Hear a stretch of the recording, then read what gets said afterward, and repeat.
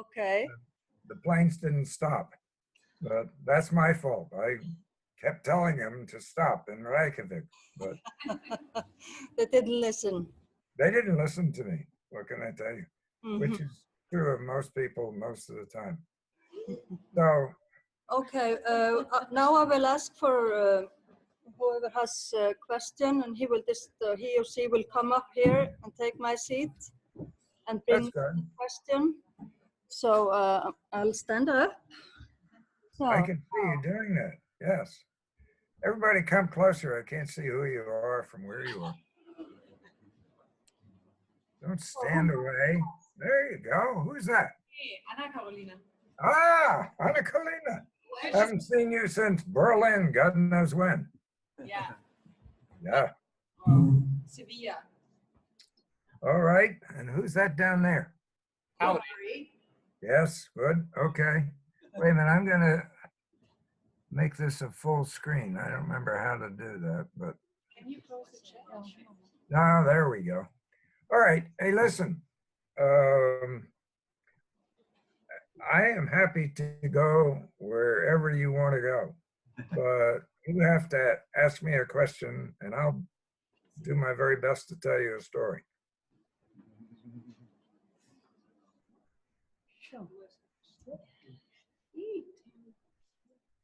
And if there are no questions, then we don't need to go anywhere. I know that the hospitality in Iceland is wonderful.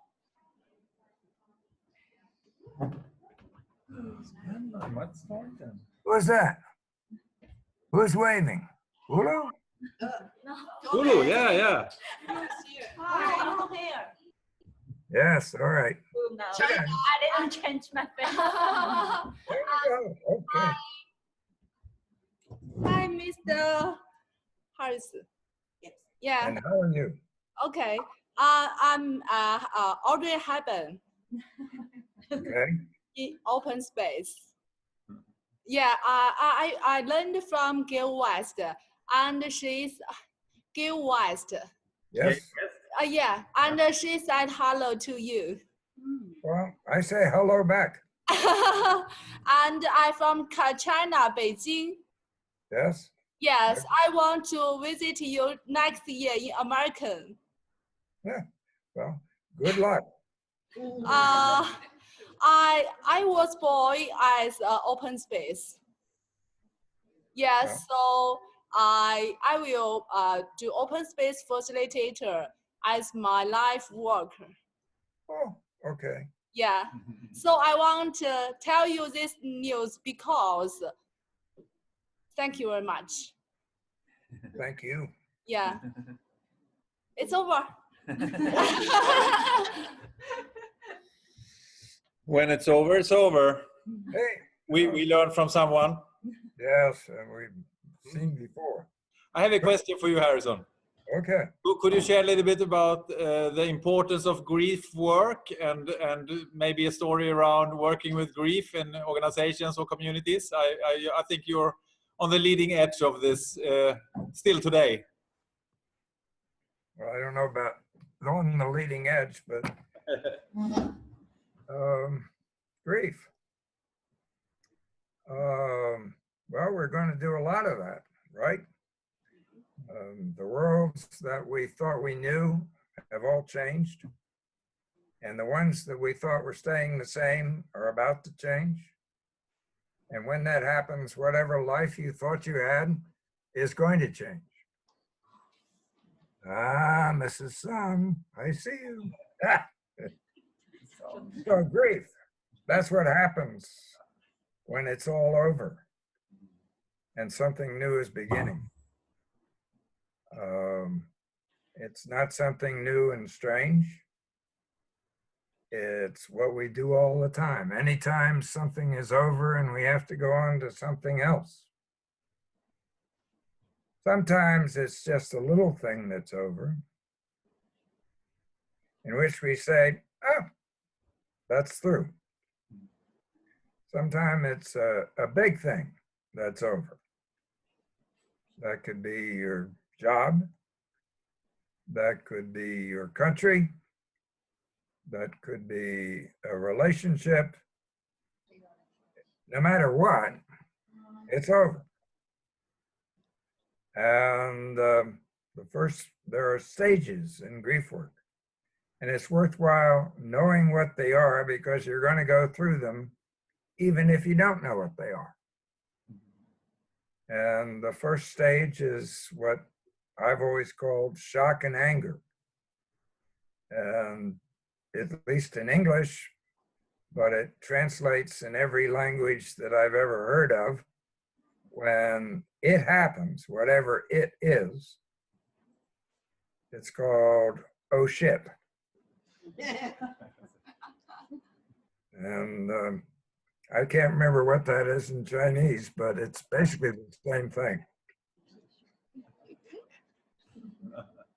And it turns out that it's very painful, but there's a good reason for that as being the first stage, because you can't say, oh shit, or whatever language, without breathing in and breathing out. And the problem when grief starts or the ending happens is people tend to stop breathing. And if you do that long enough, you're through, which is not a good thing. So the first stage gets you breathing again. The next stage is called denial. It's the, oh my God, what if sort of thing. If I hadn't gone to the bus stop, I would never have, if I hadn't have met so-and-so, I couldn't have, if I didn't take that job, I would never have been, etc. And denial is just trying to push away the pain. Because it really does hurt when you're grieving. And then there's a third stage, which is, I call it memories. It's remembering how it used to be. And you know that you're listening to it when, if it's just yourself, or it could be a whole company or a whole country. People start saying, well, you remember when? And out come the stories. How we used to do. Well, a lot of people say that's just a waste of time. In English, we have a phrase, it's called crying over spilt milk. Not very useful. But it is useful. Because when you tell the stories to yourself or somebody else of how it used to be, you remember a whole mess about yourself and the good things and some of the bad things. But what's happening is you're getting ready, even though you don't think so, to let go of it all. And then there comes a point when all the memories are through. You've told every story you can think of. All that you have left is silence. Or, this is where open space came from. Open space. Everything is over and nothing has started yet. It's a wonderful moment. It's probably the one few times in your life that you have absolutely nothing to do. Now, some people just enjoy that so much they don't bother to go on, and that's another story. On the other hand, all of a sudden, this funny notion comes to your mind. I wonder if I could find a new life partner. I wonder if I could find a job. I wonder if, and when you take wonder and imagination and put them together, what you end up with is, in English, we call it vision. You begin to see, not very clearly, just little bits of what might happen next. Now, some visions are just what we call flash in the pan. You know, they're sort of here today and gone. But others just sort of grab hold of you and you can't let go and it doesn't let go of you. And you know what happens when that occurs is a new story starts. The wonder if becomes a journey that you're on. And I think we're at a moment where all of us are at the wonder ifs, or at the shock and angers, or at the denials. This isn't really happening.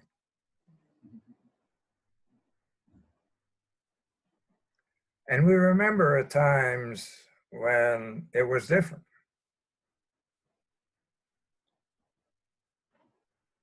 And we may know collectively, all 8, whatever it is, 0.1 billion of us, a moment of silence when we wonder if humanity might go in some new and different directions.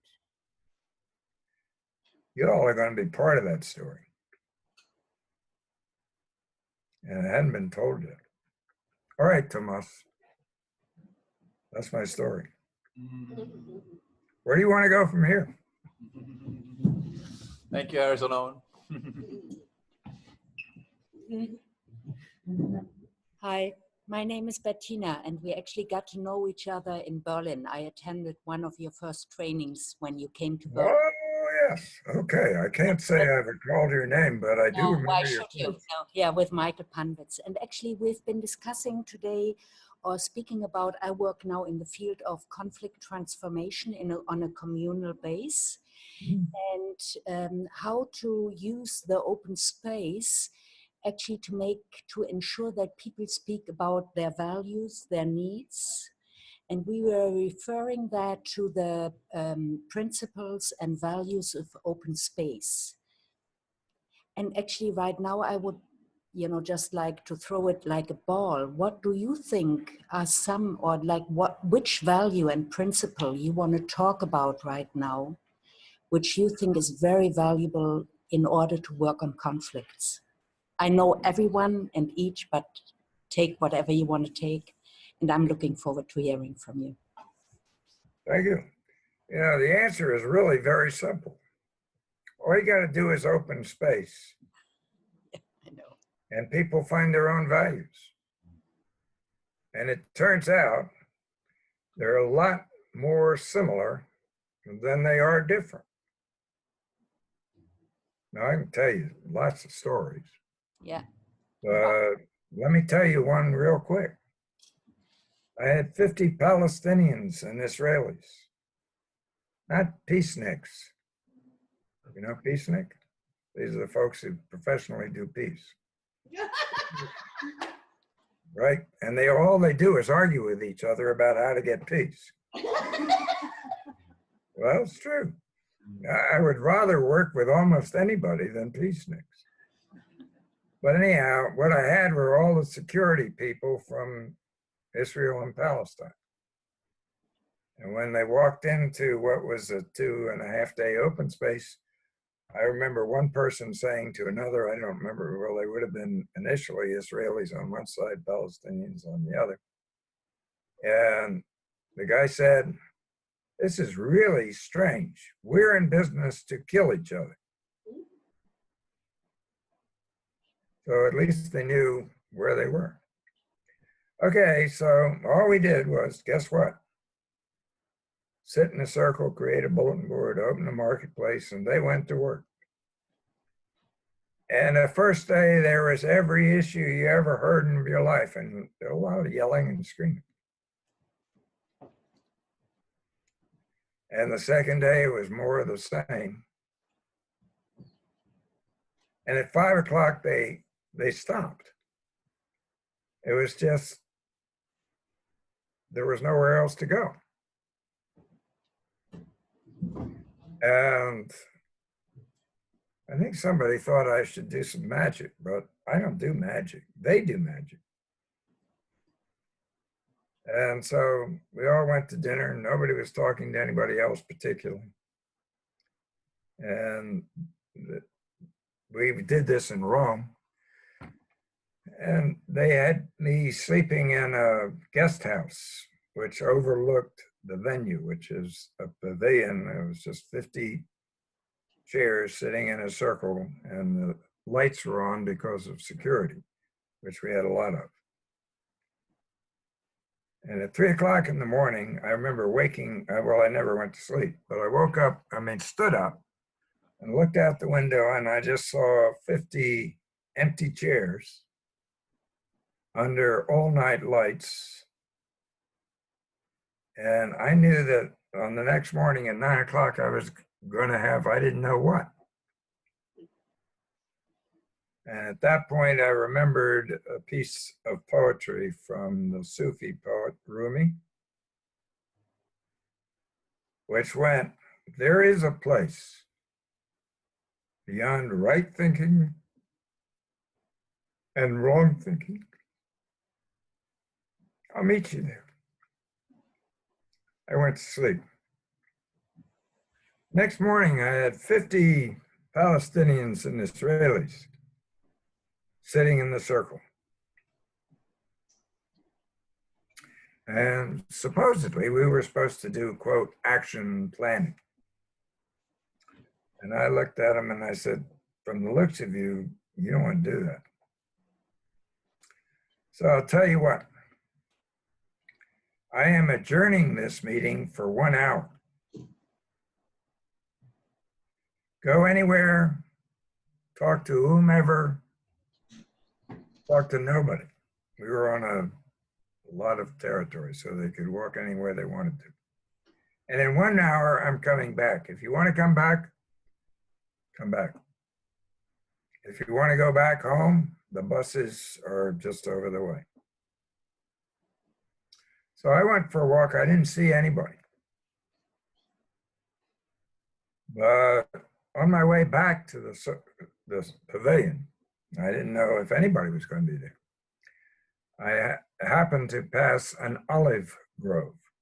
They had one there. And I had a knife and I cut off an olive branch. Now, a lot of people probably in that room, you've never seen an olive tree. But every single Palestinian and Israeli knew exactly what it was that I had. And I walked back, and there were, I was amazed, 50 Palestinians and Israelis sitting in that circle. They all came back. And they were all sitting there in silence. So I took the olive branch and did what I always do with open space, a talking stick. And I said to them, "This is a talking stick." And I held up the olive branch. And the rules are very simple. If you have it, you may speak. If you do not, you will listen. And in either case, you will do it with respect. And I just simply passed it to my right. For the next, I don't know why I go right, but that's the way I do it. For the next 2.5 hours, these people who had started by saying our job is to kill each other,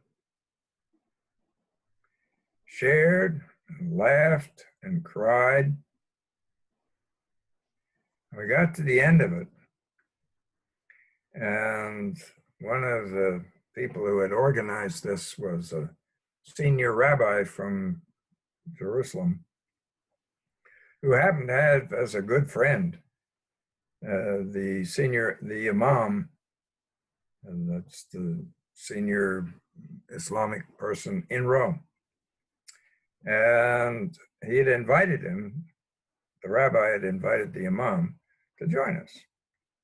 And David Rosen, the rabbi, came to me and he said, would it be all right if the imam said something? And I said, sure, but let's wait until we get done with the talking stick. So anyhow, we finished. I mean, the stick came back to me. And I nodded to David, and David nodded to the imam. And the imam stood up. And I don't know if you've ever met. I hadn't met, well, no, I had met a fair number.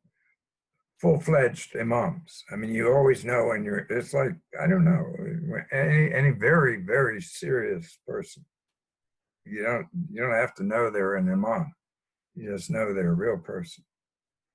Stood up, and he looked around this circle. By that time, Palestinians were sitting next to Israelis. You couldn't tell the difference. And he says, the Quran teaches us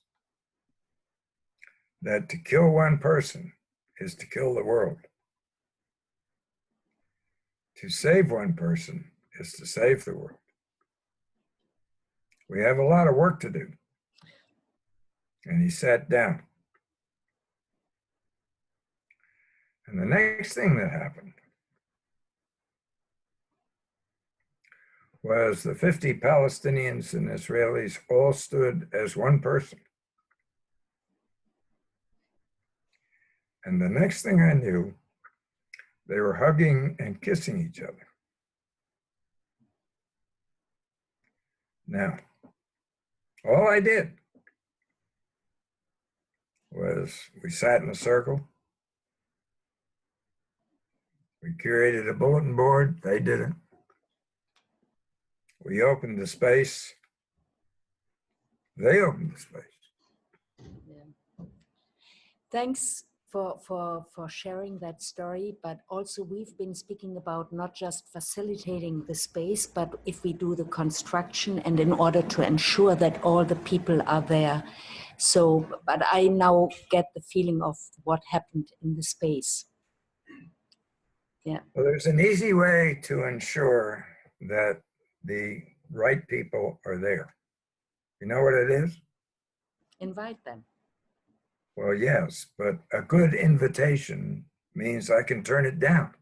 Mm-hmm. Exactly. So.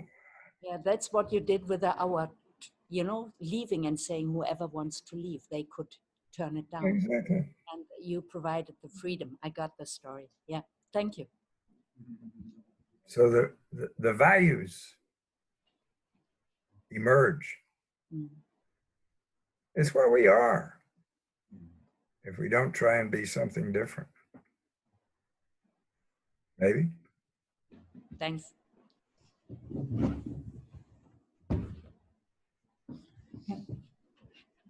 Hello. Harrison, Mm, I miss you. I miss you too, Ulu. 我有一个问题啊，我想问，因为你常说就是开放空间就像你的呼吸，所以我也想让你解释一下为什么它是呼吸。另外，这个呼吸有没有一些关于呼吸的故事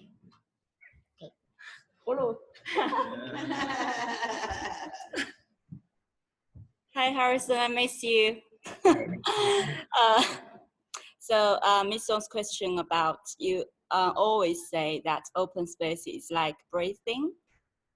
So her question is, why is that? And do you have any stories to share about breathing and open space? Brave? Breathe, yes. What's it? Breathing. I don't know. You tell me a story, Hulu. Breathing. Breathing. Yeah. Oh, breathing. Breathing. Yeah. Yes, breathing. Yes. You should come back to the United States. Your English is getting worse in the United States.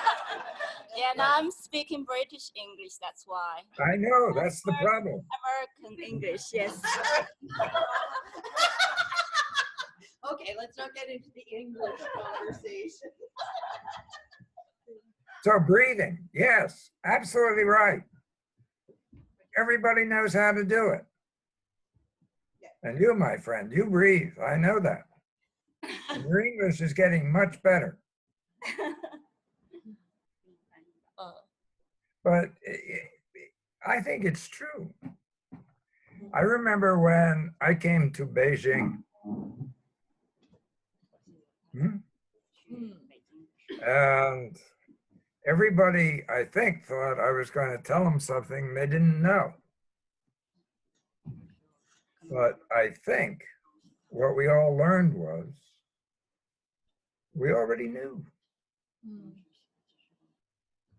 It's part of your history.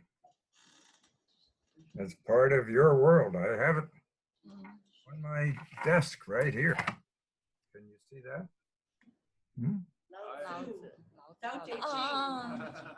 The Tao Te Ching.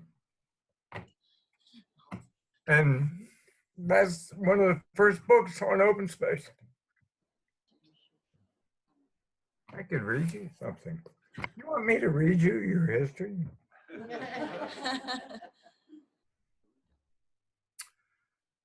Open space is where things aren't, but can happen.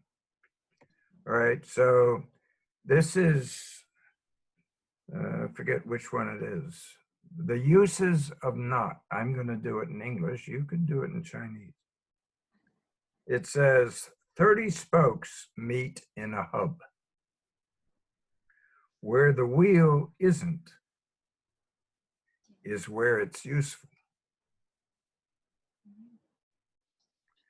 Hollowed out, clay makes a pot.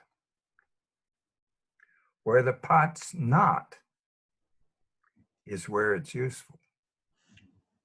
If the pot was full, you couldn't put anything in it. That's me, not love thing. Cut the doors and windows to make a room. Where the room is not, there's room for you.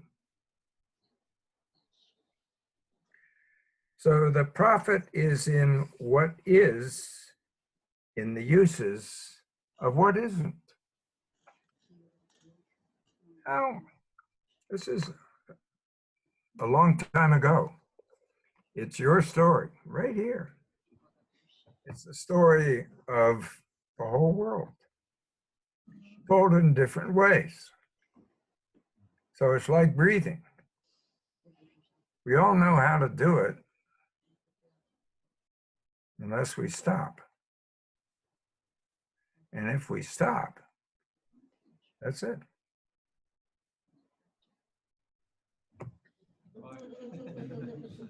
Thank you.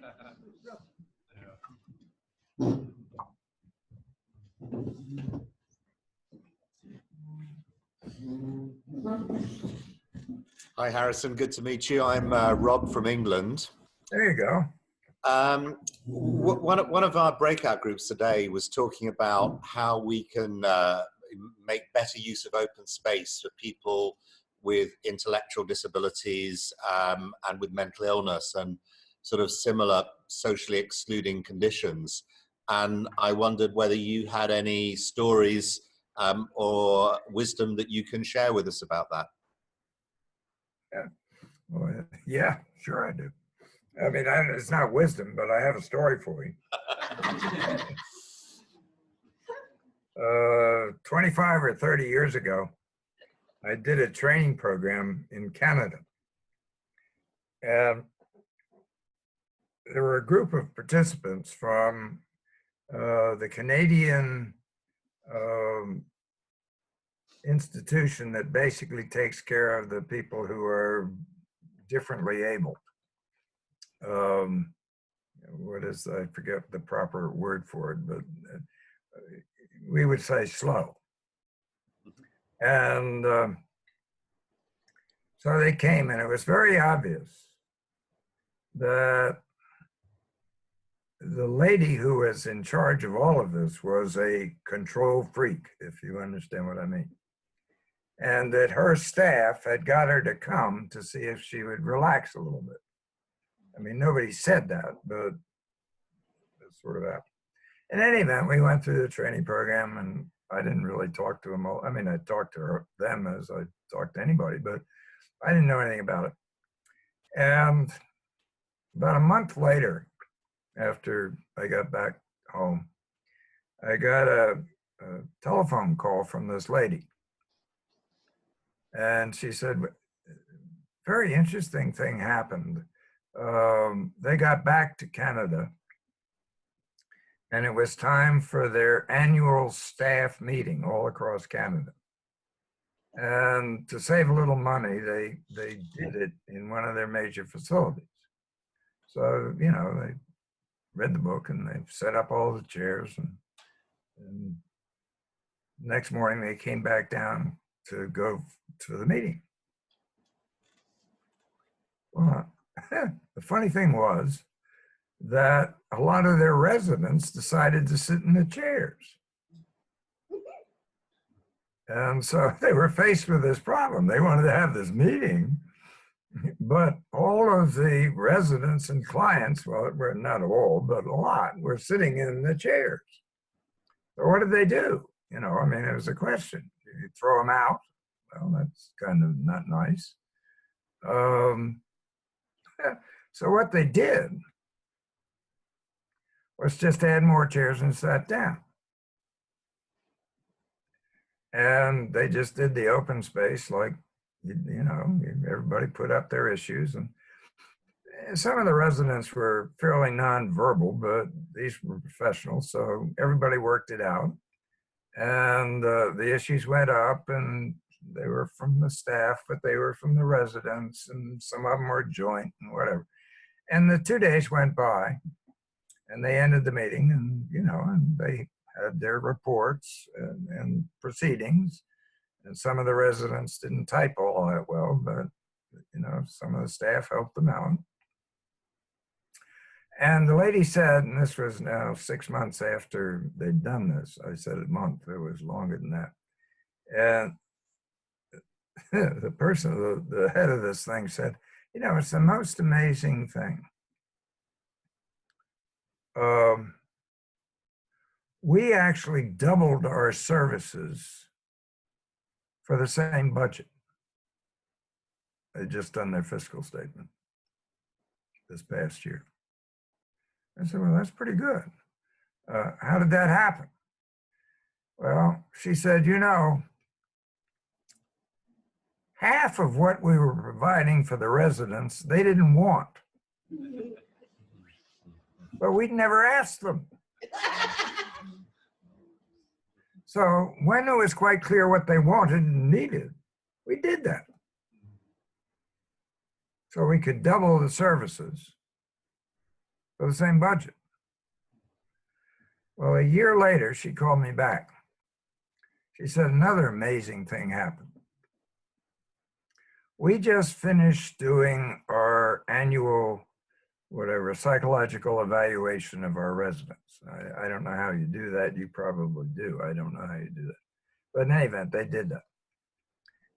She said, we have scored the largest improvement of coping skills ever in our history amongst those people who were in the open space. She said, I'm sure you never thought of this, but it turns out that open space is the most effective treatment modality we've ever encountered. So I would have no problem. That's the people. Sit in a circle. And if you happen to be, you know, with a differently abled who can't talk too well or whatever, the professionals around will work out a way. That's what you do. And the amazing thing is there's absolutely no difference in performance between people who are, quote, whatever, whole, and those who are less than able. Great. Thank you very much for sharing that story, Harrison. Very powerful. It happens to be true.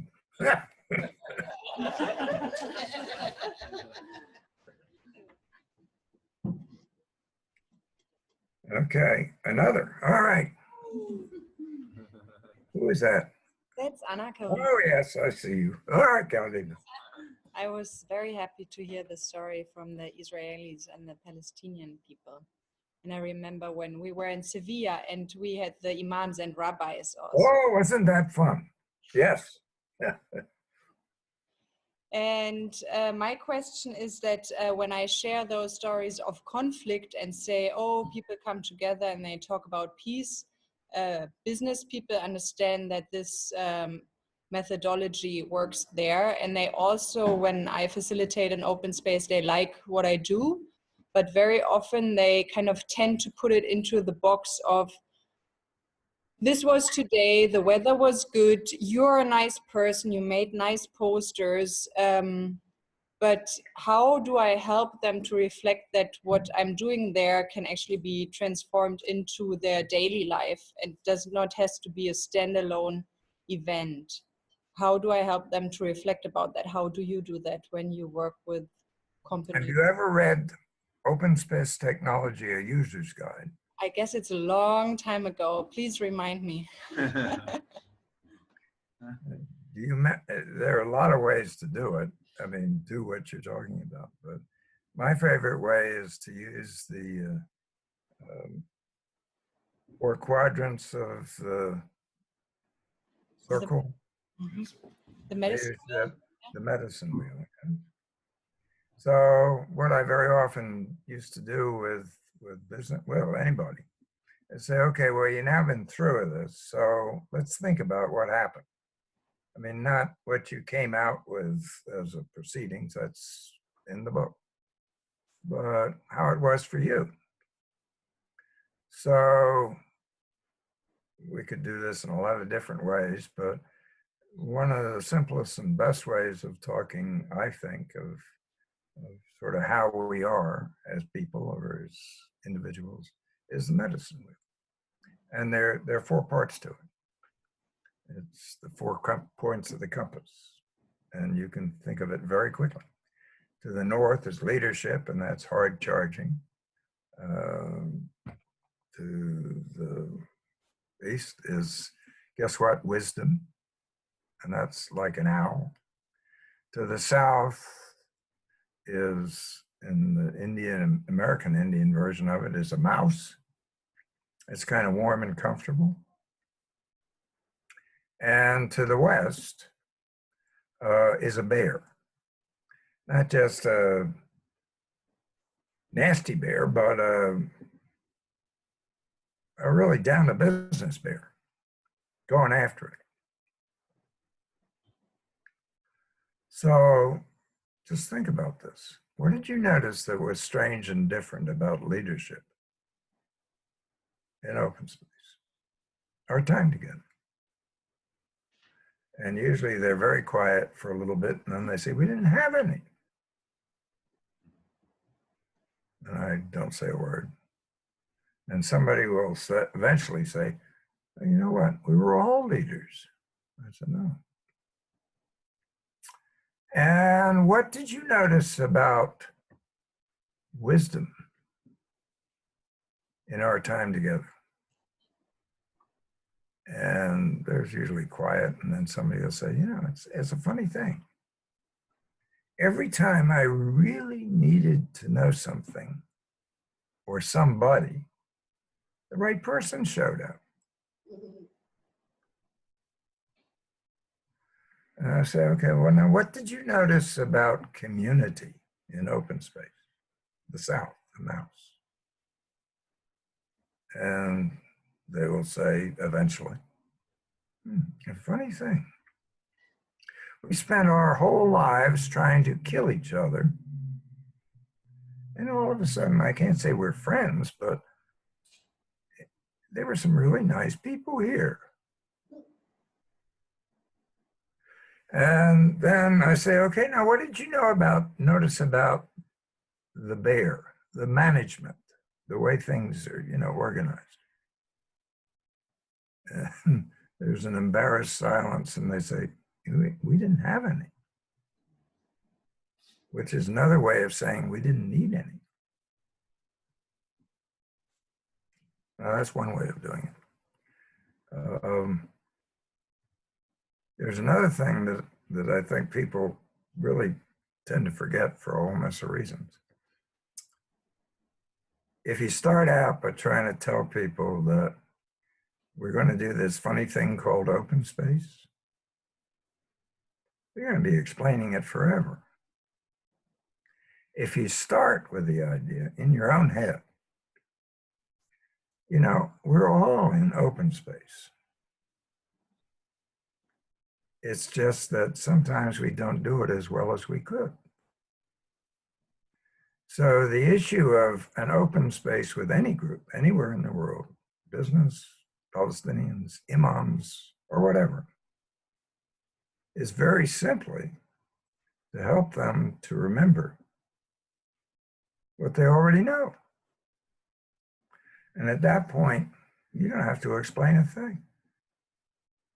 Now, why don't more people understand that? Well, I have a lot of, my story is that if they actually realized what they could do, they'd recognize that what they are doing is such a terrible waste of time, they should never be paid for it, which would be very expensive for a lot of managers. I mean, if you remember the story of the West, the bear, we didn't need them. Now, the truth of the matter is, if you ever want to do a software project, what you do is put it out and say, anybody who cares about whatever the system is, might be, give them the specs. And whoever shows up, and it could be 2, it could be 5, it could be 500. They'll be the right people. Why? Because they cared to come. And what would some, I don't know, we used to have secretaries. They were people who were brainless and female, you know the sort. We don't have them anymore, thank God. What could a person like that do? Well, usually what would happen is the only person in a whole organization who actually talks to everybody is the secretary, which means they know all the real questions that everybody else is afraid to ask because they're sure they look stupid. So what do they do in a thing like that? I mean, when you're designing software, they ask all the dumb questions that everybody else should have asked and didn't. Now, is that just a pipe dream? No. You ever heard of the Microsoft Cloud? Mm-hmm. Right? I guess so, yeah. You can see the advertisements every day. So, I don't know what, 10 years ago or less, I got a call from somebody at Microsoft and said, we got this problem. We've been trying for several years now to mount a Microsoft Cloud, and we've failed. And I don't have a clue what open space is, but we're desperate. I said, okay. So anyhow, anybody who cared about it, which turned out to be about 250 very, very senior Microsoft engineers from all over the world, showed up in Seattle. And guess what we did? We sat in a circle, we created a bulletin board, and they went to work. At 5 o'clock on the second day, they stopped. You know why? They had the basic design. And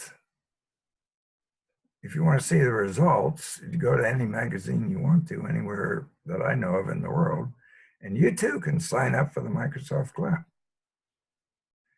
Now, the funny thing is, if you talk to the Microsoft people, and yeah, the chief engineer for this whole project, I forget his name at the moment, nice guy. He called me up after it was all over. He said, Harrison, you've absolutely ruined me. For 2 reasons. First of all, I spent 2 years and we did nothing. In 2 days, we did what we should have been doing for 2 years. Now, if I ever admitted that, I would be fired. The second thing he did was I actually had fun doing all of that. We thought thoughts that none of us had ever thought before. And what you've done now is I have to go back and sit in those boring meetings. Okay, so why don't they talk about it? Well, it's very simple.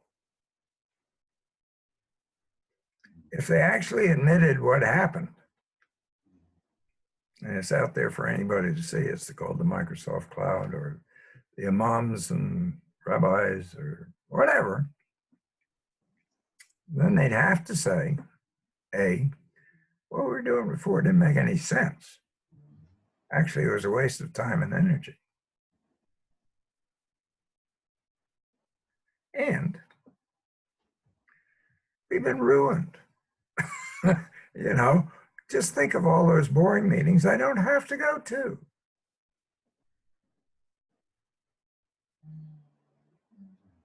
Thank you. So if you think about it, I have no idea how many times open space has been, quote, done. But if I said 500,000, I think it'd be minimal.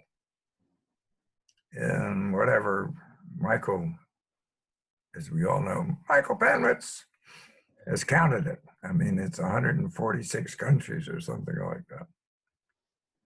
Over 30 years. And, you know, I go to Beijing, right? Mrs. Song will remember this story. I go to Beijing and I'm sitting out in front of the hotel when it's all through.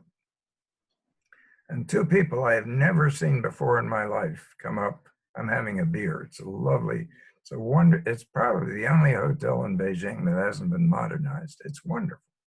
And it's on a street that clearly hasn't been modernized. I mean, they're just wonderful restaurants. I can't remember the name of it. But anyway, I'm sitting out there. It's been 4 days of wonderful people and having a beer. And these two guys come up. One is from Milan and the other is from Brasilia in Brazil. And they'd heard that I was in Beijing. They were doing an open space for the China, Mercedes-Benz of China. Everybody. I mean, it was such a big deal that the mayor of Beijing was there. And because the mayor was there, the premier came. Wow. And this was on the 6 o'clock news. And I was worried when I went and with Mrs. Song and that I would say something wrong. And here on the 6 o'clock news was the premier and mayor sitting in an open space at Mercedes-Benz. Now, wasn't that funny? Well, it just turns out that wherever you go, you know, and how many people now, if I were to tell you that Mrs. Song and her friends have done God knows how many open spaces all over China, I think everybody in that room would say, well, you can't do that. We all know China, don't we? So one of the things you can ask Mrs. Song about is how can you do what you do? And if she tells the same story that she told me, it's wonderful. You don't have to tell it now, Mrs. Song. Yes. You were having the beer. Yes, yes, yes, yes. Right there. Thank you. So nice to see you. Good to see you too. How are you on time? Are you guys, I'm here, so that's not a problem, but are you ready to go out and enjoy the nightlife of Reykjavik? Do you have more questions? Do you want to go somewhere else? Oh, look. I'm not trying to get out of here, but Why don't you come along to the pub to have a beer? I have my martini right here. Yeah, we could of course bring the computer with you in it, so. You've had enough of me, but you guys have fun and get Mrs. Song to tell the story about why she does what she does. We will. We will. Yes. We still Just- have. It's wonderful. We still have two. I will give you a small preface. When I first met her, I said, Mrs. Song, knowing where you come from and a little bit about your country, I can't imagine that you do what you do. Now, I don't know you well enough to ask you why you do what you do. I mean, I just met her. I said, but I think I will eventually. And when I feel that I can, I will. So we went through, she was doing a seminar for our State Department, and I invited her and her party, Hulu was there, to my club. And at the end of it, I said, all right, Mrs. Song, I think I now know you well enough to ask you the question. Why do you do what you do? And I'm not going to tell you the rest of that story. Anyhow, go out and enjoy it and have a great evening. And it's been wonderful being with you. Thank you. I'm going to click out. Okay? Thank you so much. Take good care of yourself. I'm going to. Very. And you do the same. Yeah. Thank you. Thank you. Take care. Bye. Thank you.